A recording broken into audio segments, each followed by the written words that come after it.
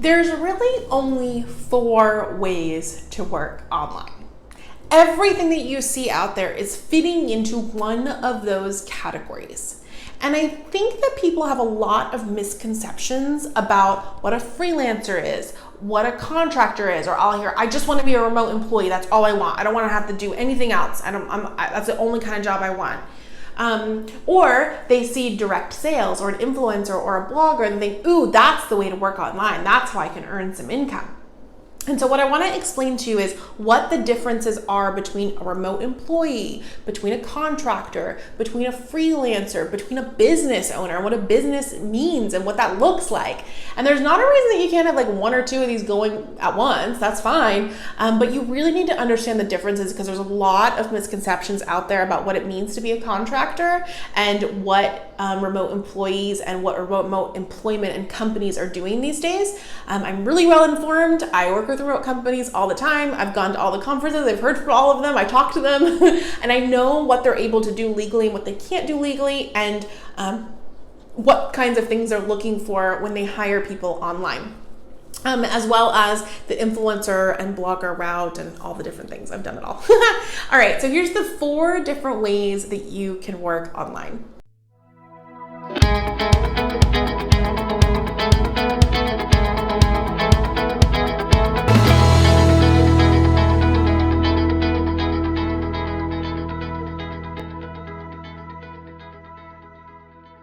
Hi, I'm Esther, CEO and founder of Virtual Assistant Internship.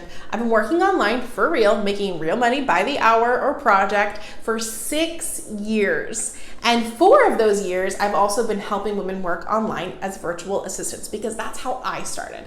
I was just a normal military spouse and mom. I knew there was more out there for me than just commuting, working until I retire, and then I can travel and do things. And so I quit it all. I started working online, and 2 years ago, we started traveling the world as well. Currently, I am in Bali. So what are the 4 different ways that people can work online? I've actually done, I think, all of these. So I am very well informed and very aware. So the first one is probably what you think of, which is why usually people think like, I want to be a remote employee because the only other option is to be a freelancer. And a freelancer has this really negative connotation, which is why I don't usually use it. I don't talk about being a freelancer because I think that people automatically like, well, I don't want to do that. That's inconsistent. It's not good money. It's like random and I don't even really get it. So here's what a freelancer is. Freelancers are typically project-based, although sometimes they'll have a company that gives them a project every month. Like I have people on my team, but they're still technically freelancers. I don't pay them the same thing every month. It just depends on how much work I have for them. And sometimes I have people on a small amount of retainer, but then, $200 a month, but then, because I don't know how much more work I'm going to have for them. So it just kind of varies. So they're considered freelancers, but I'm a long-term client. I just am not paying them the same thing every month. Some months it's up, some months it's just that kind of base amount. But the difference between and that kind of, I know some of you are like, well, I don't want that. That money sounds all over the place. Freelancers can charge whatever they want, and they typically are making like 2 to 3 times more than someone who's doing the exact same job but as an employee. So that's why freelancers, but it's because it's project-based, it's ad hoc, they have to pay their own taxes and they have to pay for their own health insurance if their country doesn't provide it. And they have to pay for their own laptop, their own tools. They had to pay for their own training for themselves and learn how to do this stuff on their own time. A company didn't teach them how to do the styling they like. They have to learn it on their own time. And so, so that's what a freelancer is. And typically you'll see freelancers for web design projects where they're building out a website and they're building out a website and they charge, $5,000 to $10,000 for it. And so they only really need to do a couple of those per year and then they're done. You might see them for graphic design where they do a big, huge graphic design project and then maybe just little odd projects, down the line. Or you might see it like me when I was an online course builder. I was an online business, but I fell more into what you're thinking of when you think of a freelancer because I had a team that helped me with it, but I just built the course And then I was done. And then the client was like, thanks, we're gonna go market it now. If we need your help with materials or updating the course, we'll let you know. So that's kind of more project-based. But I mean, I charge between $5,000 and $20,000 per online course that I built. So depending on what your income goals are, you only need to do a little bit of that every single month. So that's what a freelancer is. Project-based, pays their own taxes, pays their own health insurance, but they get paid a lot more for doing a chunk of work. It's typically ad hoc, which means like sometimes they have work, sometimes they don't, but they get paid a lot more, and they can have long-term consistent clients and consistent businesses that are consistently working with them. It's just the amount of money goes up or down.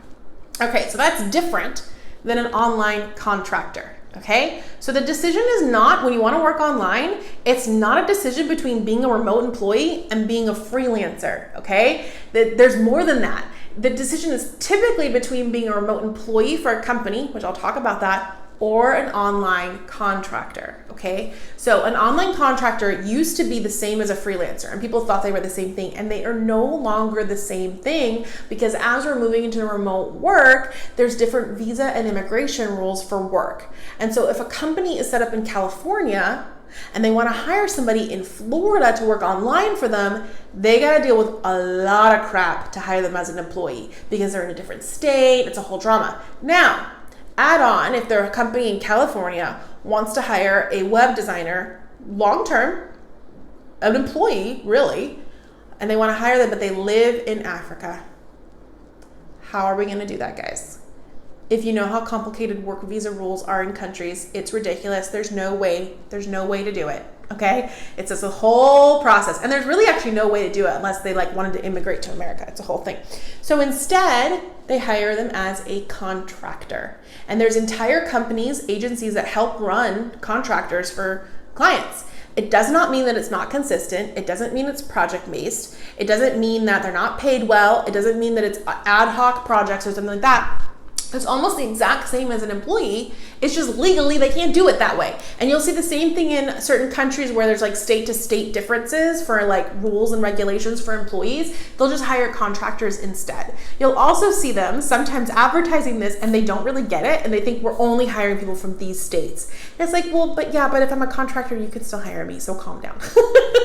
So you can sometimes still kind of sneak your way in, because sometimes they just aren't informed in this kind of stuff. So online contractors, they make more money, about 1.5 to even up to 3 times more than an employee, but they have to pay their own taxes, and they have to pay their own health insurance or other things like put into retirement themselves, whereas a company would do that. That's why they're paid more.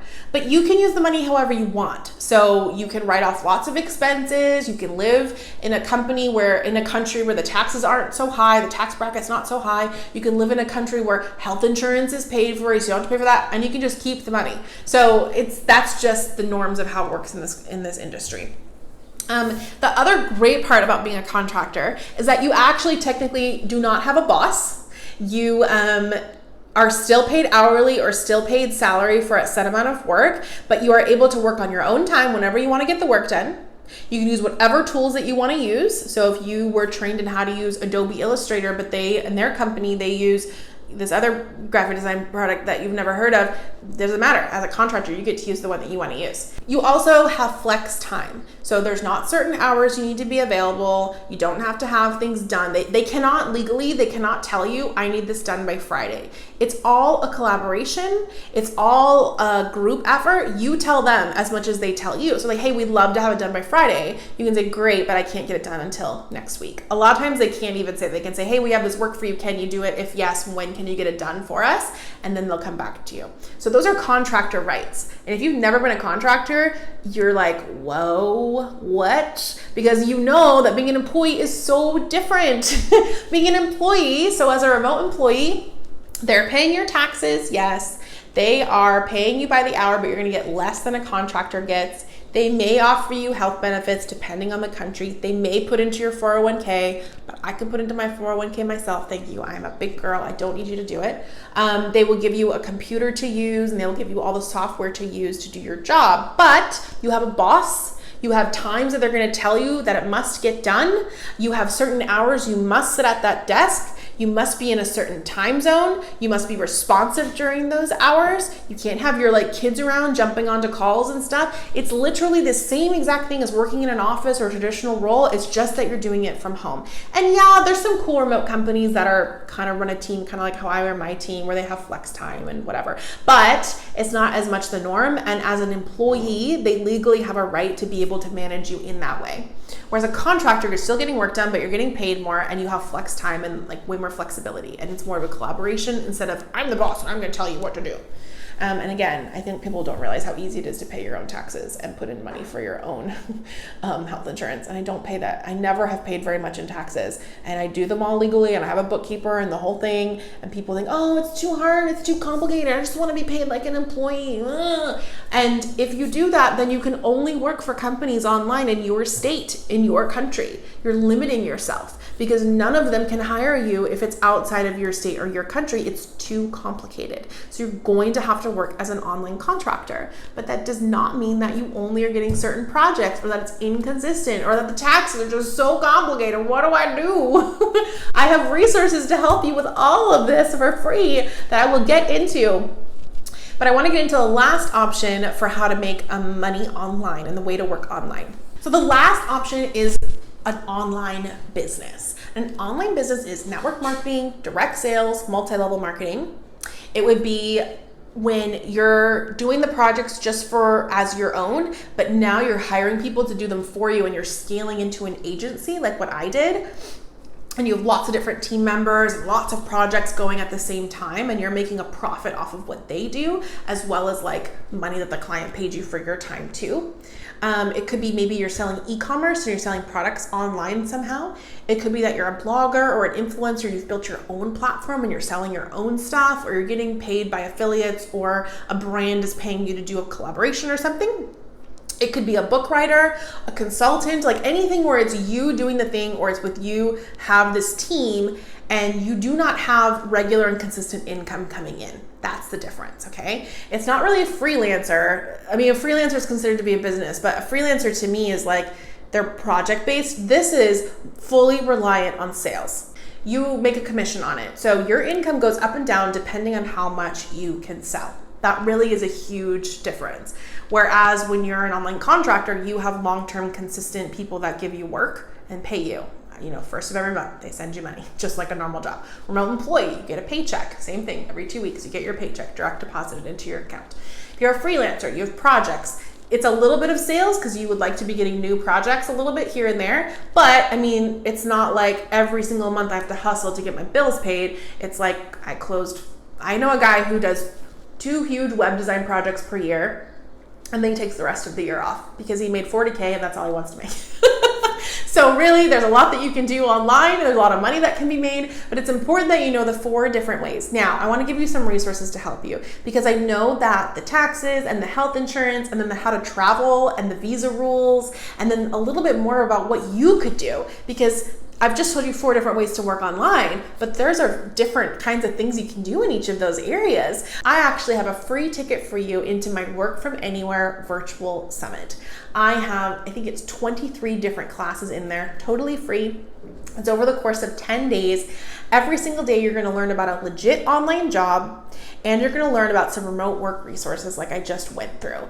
How to get your LinkedIn for remote work, how to make your resume ready for remote work, how to deal with the health insurance, how to deal with the taxes, how to be a blogger or an influencer if that's the route you want to go, how to have a platform on Instagram so you can make sales if you're wanting to do the online business route. I really wanted to have something for everybody to answer all of these questions that I'm constantly getting about this. And so now you know the 4 different ways that you can work online. Go and grab your free ticket to the virtual summit. I'll pop the link here so that you can go and grab it and get access to all of those free classes. I hope this was helpful.